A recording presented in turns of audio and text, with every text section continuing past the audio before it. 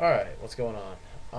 I've had a long day, so I thought about poi a lot, and I came to doodle and come up with ideas. Came home to watch Drex's poi vlog about insignias driving styles, hybrid combinations, categorizing this.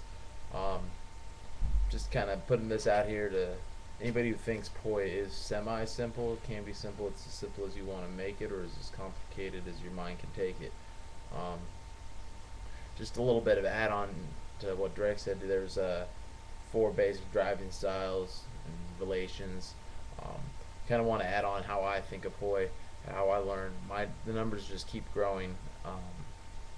Kind of hit a new level today. So as I was thinking of like basic pattern, like the isolation, reverse, three pedal anti-spin or triqueta, um, I consider there to be four relations with any move. The relation being there is always a top to a move, a symmetrical point, except for odd numbers have a top or a point, where even numbers such as a four pedal anti-spin has north, south, east, and west, which you can also tilt on the diagonal axis. But anyways, so we've got pointing up, pointing left, pointing right, pointing down. Um, that's that. So then you've got the driving styles. Um, I mean, each driving style with your hands can be matched with a driving style for your poi. Kind of comes out to about 8 different basic combinations, but now you have 8 combinations for each relation of the move. Um, you go on to continue, and it's like 32 combinations, but now you've got another possibility. Right now, we're just assuming that you're learning this. Your left hand, say, is doing the isolation. Your right hand is doing the anti-spin. Well, switch them. So your number doubles. You're now at like 64. Um, and I always think of it like left and right sides. Anything you gotta learn on both sides. Um, that's 128. And if you want to get even more complicated, you can switch the directions. Um, Normally, learning on both sides teaches you both directions, but then you'd be spinning kind of like goofy your natural way of spinning, which is always good to learn. So that's that. And then the other thing I worked on today, so I've been playing with drawing triquetas. I draw a lot of poi now. It's a new thing for me. I don't know what's going to come of it, but I find that there is some new understanding you come to when you can draw what you're thinking. Um, so today I just started out building a pattern. Didn't know where I was going to take it. Started out with a circle, triqueta, and I was like, alright, well, I want to take these triquetas and I want to, whoopsies, move one into another. So this relation up, relation down, the solid lines right here are actually part of the triquetas going, it's really hard to do backwards, going that way. And then there's actually a dotted line, don't know if you could see that, which would be a supposed linear extension and or cat eye transition between the two to transfer between the two.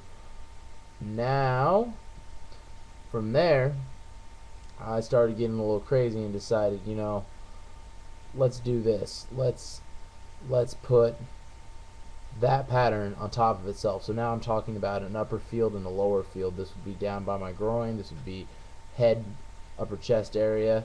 So being able to do obviously shorter poi, this pattern, and then connecting the two. I found this one had 15, which I don't know if I just counted wrong or missed something, because I've been finding 16s a lot.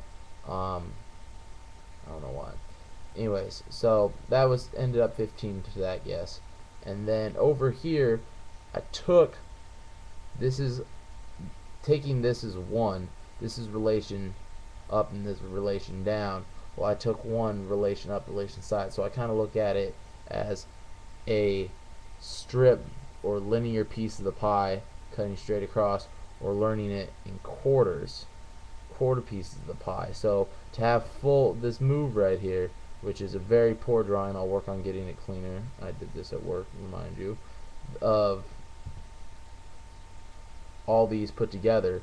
So if you get free motion, range of movement, and be able to do anything you want within this pattern, you would have to be able to transverse horizontally, vertically, and also in circles or quarters like a cap. And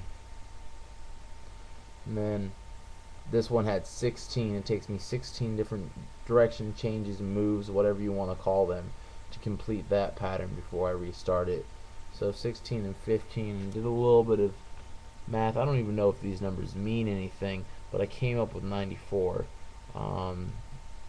94 would be a ridiculous amount of information to be able to cycle through again and again.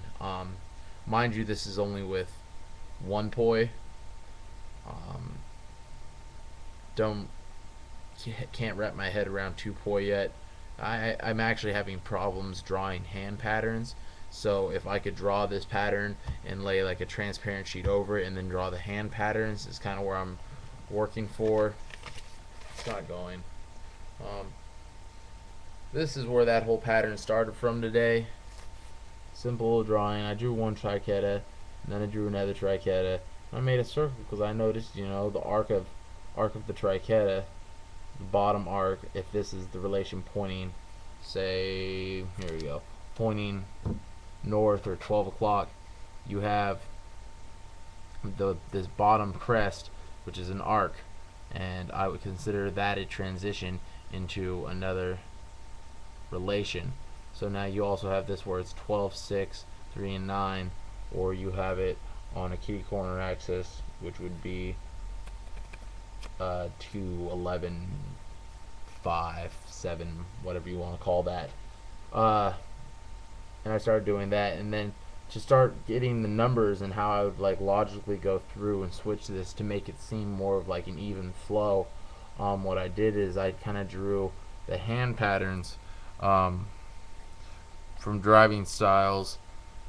So it's down, left, over, down, up, over, right, up, maybe. I think I might have just messed that up, but you get the general idea. And yep, fun stuff. Made another little one. Here's another one with 16. Here's with both linear transitions and horizontal transitions, and that comes out to, I believe, 16 too. Interesting. Anyways, that's what's inside my head currently. It's a jumbled mess, and have fun with it.